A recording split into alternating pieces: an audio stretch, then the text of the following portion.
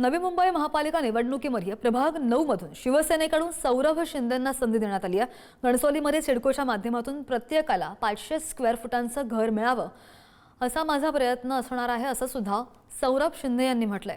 त्यांच्याशी संवाद साधला आमचा प्रतिनिधी प्रमोद पाटील यांनी। पाहूयात।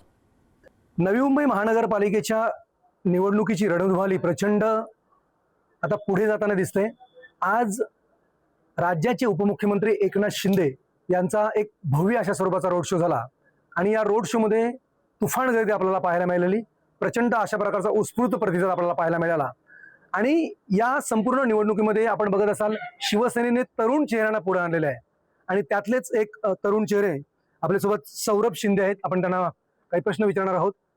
आपण बघताय ही जी निवडणूक आहे ही तरुणांना पुढे आणते। शिवसेना अनेक तरुणांना पुढे आणते। जे 111 उमेदवार तुमच्या शिवसेनेने दिलेले आहेत त्यापैकी बहुतांश जण तरुण आहेत, त्यातलेच तुम्ही एक आहात। काय व्हिजन घेऊन पुढे चाललात?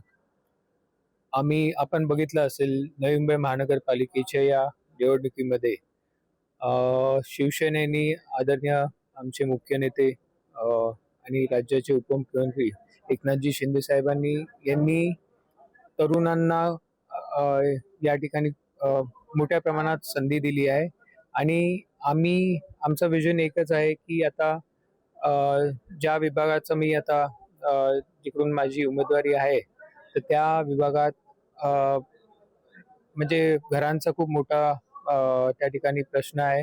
एकनाथजी शिंदे साहेबांकडून त्या ठिकाणी जो क्लस्टरचा कायदा आहे, क्लस्टर रिडेव्हलपमेंट, तो कायदा आम्ही शिंदे साहेबांच्या माध्यमातून आज या ठिकाणी राबवत आहोत। त्याचबरोबर इतरही जो आपला त्या ठिकाणी आमच्याकडे ग्राउंड देखील आहेत, परंतु त्या ग्राउंडमध्ये फक्त त्या ठिकाणी नावापुरती फक्त एक ओपन जिम त्या ठिकाणी केली गेली आहे, परंतु त्याचा कुठलाही फायदा त्या तरुणांना आणि तिकडच्या आजूबाजूच्या मुलांना होत नाही।